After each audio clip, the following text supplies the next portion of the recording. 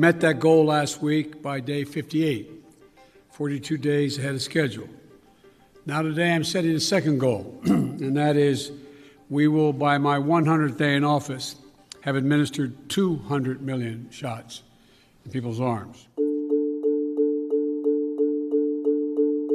And is there a timeline for when we won't be seeing these overcrowded facilities run by CPB when it comes to unaccompanied minors? So what we're doing now is attempting to rebuild the system that can accommodate what is happening today. So what we're doing is we're providing for the space, again, to be able to get these kids out of the Border Patrol facilities, which no one should be in any longer than 72 hours.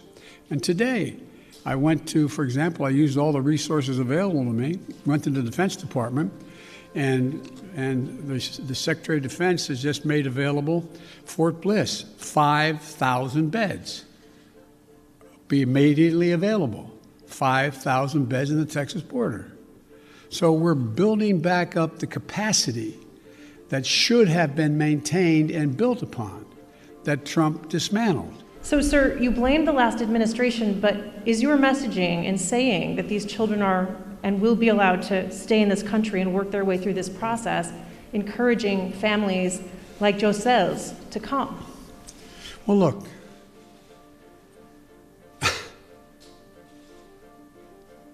the idea that I'm going to say, which I would never do, if an unaccompanied child ends up at the border, we're just going to let him starve to death and stay on the other side.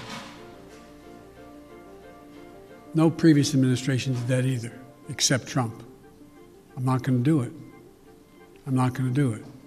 That's why I've asked the Vice President of the United States yesterday to be the lead person on dealing with focusing on the fundamental reasons why people leave Honduras, Guatemala, El Salvador in the first place. The Customs and Border Protection Facility in Donna, Texas, I was there, is at 1,556% capacity right now with mostly unaccompanied minors. There are kids that are sleeping on floors. They are packed into these pods. I've spoken to lawyers who say that some of these children have not seen the sun in days.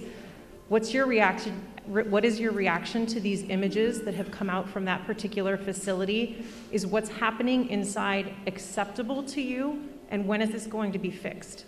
That's a serious question, right? Is it acceptable to me? Come on. That's why we're going to be moving 1,000 of those kids out quickly.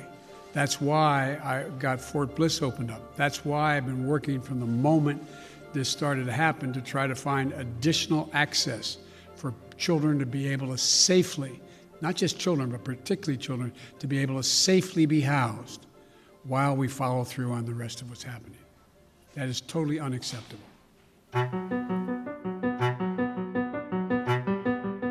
So it's being abused in a gigantic way. And for example, it used to be you had to stand there and talk and talk and talk and talk until you collapsed. And guess what? People got tired of talking and tired of collapsing. Filibusters broke down and we were able to break the filibuster, get a quorum and vote. So I strongly support moving in that direction. We're going to get a lot done. And if we have to, if there's complete lockdown and chaos as a consequence of the filibuster, then we'll have to go beyond what I'm talking about. What I'm worried about is how un-American this whole initiative is. It's sick. It's sick. Deciding in some states that you cannot bring water to people standing in line, waiting to vote. Deciding that you're going to end voting at 5 o'clock when working people are just getting off work. Deciding that there will be no absentee ballots under the most rigid circumstances. It is the most pernicious thing. This makes Jim Crow look like Jim Eagle. I mean, this is gigantic, what they're trying to do.